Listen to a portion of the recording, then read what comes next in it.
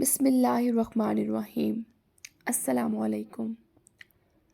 آج ہم ایک ایسے سفر کا آغاز کر رہے ہیں جس پہ چل کر ہم اپنی زندگی کے بہت سے مسائل کا حل نکال سکتے ہیں، بہت ساری ذہنی الجھنوں سے چھٹکارا پا سکتے ہیں۔ اس نفسا نفسی کے دور میں کچھ دیر کے لیے ہم سکون حاصل کر سکتے ہیں۔ آج ہم آغاز کر رہے ہیں قرآن پاک کو سمجھنے کا، اللہ تعالیٰ سے اپنا تعلق بنانے کا۔ ہم یہ دیکھنے لگے ہیں کہ اللہ تعالیٰ نے ہمیں پیدا کیوں کیا، ہماری زندگی کا مقصد کیا ہے، ہم اس دنیا میں کیوں آئے۔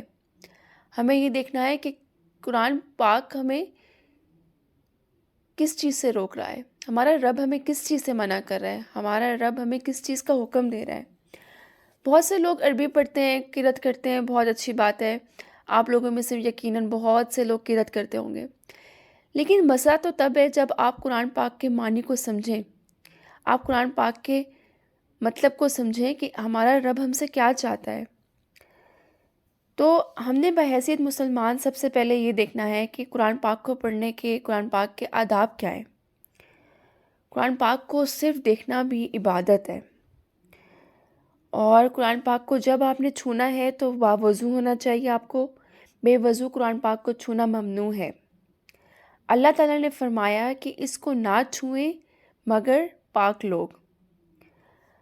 لیکن آپ لوگوں نے اگر اکثر دیکھا ہوگا کہ روڈ پہ قرآن پاک اخبار پڑھی ہوتی ہے، اس کے اوپر قرآنی آیات لکھی ہوتی ہیں۔ علماء اکرام فرماتے ہیں کہ اس قرآن پاک والے اخبار کو بھی باوضو اٹھانا چاہیے۔ اگر آپ بے وضو ہیں تو آپ کو کوئی رومال یا ٹیشو کا استعمال کرنا چاہیے۔ اس کو پڑھنا ہے تو تب بھی آپ کو باوضو ہونا ہے۔ اگر آپ اس کو چھو نہیں رہے قرآن کو، پھر آپ بے وضو پڑھ سکتے ہیں، لیکن اگر آپ کا ہاتھ قرآن پاک کی آیات کو ٹچ کر رہا ہے تو آپ کا باوضو ہونا بہت ضروری ہے۔ اور اس کو بہت خاموشی سے سننا چاہیے۔ اگر آج کل کیا ہوتا ہے، ہم اکثر ٹی وی پہ تلاوت لگی ہوتی ہے، ہم گھر کے کام بھی کر رہے ہیں اور تلاوت لگی ہوئی ہے، کوئی اس کی طرف دھیان نہیں دے رہا ہوتی، یہ بہت بڑی بے ادبی ہے۔ اور اگر آپ قرآن پاک کو لکھ رہے ہیں تو اس کے لیے بھی آپ کو باوضو ہونا چاہیے۔ یہ مناسب نہیں ہے کہ آپ بے وضو ہو کے قرآن پاک کو لکھیں۔ ہاں، اگر آپ کمپوزنگ کر رہے ہیں تو وہ جائز ہے، وہ اس لیے کہ آپ قرآن پاک کی آیات کو چھو نہیں رہے۔ اگر ہم لوگ قرآن پاک کو ایمان کے ساتھ پڑھیں، یقین کے ساتھ پڑھیں، سمجھ کے پڑھیں، تو قرآن پاک جو ہے وہ ہمارے دلوں کو بدل دے گا، اس سے ہمارا عمل بدل جائے گا، ہم لوگوں کے اخلاق بدل جائیں گے۔ قرآن پاک کو اللہ کی رضا کے لیے پڑھیں۔ سیدنا ابو سعید سے روایت ہے کہ آپ صلی اللہ علیہ وسلم نے فرمایا، قرآن سیکھو اور اس کے ذریعے اللہ سے جنت کا سوال کرو، اس سے پہلے کہ ایسے لوگ آئیں جو اس کو سیکھیں اور اس سے دنیا کا سوال کریں۔ اب ہے، ہم قرآن پاک کچھ لوگ جو ہیں وہ بہت فخر سے بتاتے ہیں کہ ہم نے ایک دن میں قرآن ختم کیا، 2 دن میں ختم کر لیا، 3 دن میں۔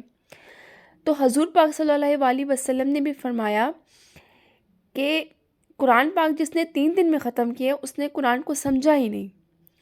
تو حضور پاک نے فرمایا کہ کم از کم 1 ہفتہ ایک قرآن کو ختم کرنے میں لگائیں۔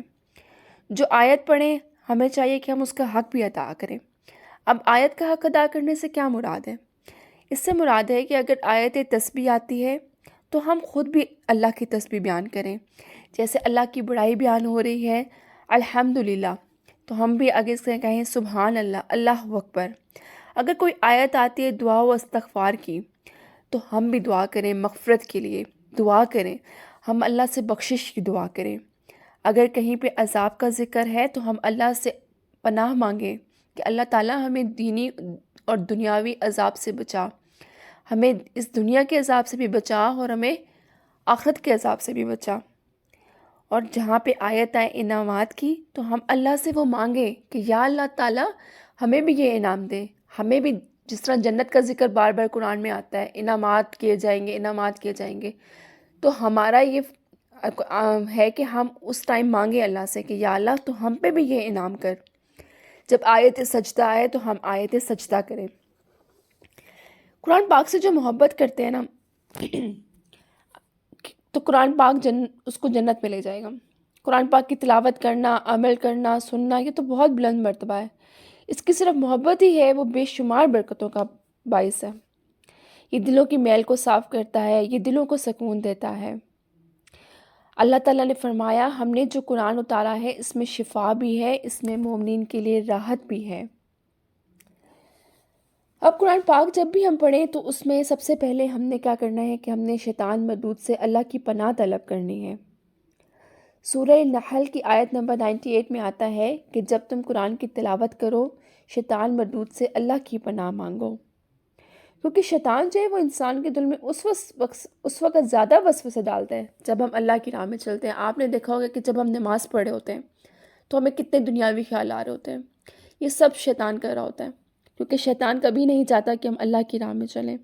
اس کے دل میں ایک خوف ہوتا ہے کہ اگر یہ انسان اللہ کے راستے پہ چل پڑا تو میرے بس میں نہیں رہے گا، اور اللہ تعالیٰ فرماتا ہے جو میرے بندے بن جائیں گے اس پہ تیرا کوئی زور نہیں چلے گا۔ شیطان پورا زور لگاتا ہے کہ قرآن پڑھتے ہوئے انسان بھٹکے، وسوسے ڈالتا ہے کہ یہ تو بہت مشکل کام ہے، یہ تمہارے بس کی بات نہیں ہے، تم تفسیر نہیں پڑھ سکو گے، تم ترجمہ نہیں پڑھ سکو گے، تم جمعے والے دن سورہ کہف اتنی لمبی نہیں پڑھ سکو گے۔ تو اسی لیے سب سے پہلے ہمیں شیطان سے پناہ مانگنی چاہیے کہ اللہ تعالیٰ ہمیں شیطان مردود سے پناہ مانگتے ہیں ہم تیری۔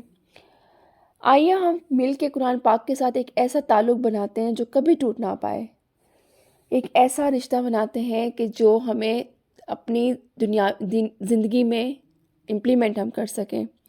ہمیں دیکھنا ہے کہ ہمیں اپنی زندگی میں قرآن کو کہاں کیسے اپلائی کرنا ہے۔